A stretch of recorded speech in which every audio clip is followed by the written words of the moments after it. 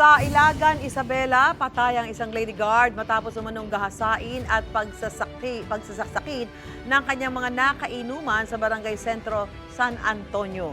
Batay sa investigasyon, nagpasundo ang biktima sa lugar kung saan siya nakahimpil. Pero wala siya nang makarating sa lugar ang kanyang kinakasama. Nakipag-inuman umano ang babae sa tatlong lalaki at nang malasing, dinala raw ng mga kainuman ng babae sa sementeryo at doon na raw ginawa ang krimen.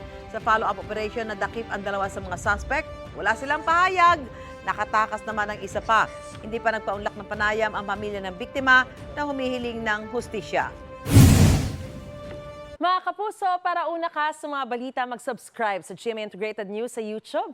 Sa mga kapuso abroad, subaybayan niyo po kami sa GMA Pinoy TV at sa www.gmanews.tv.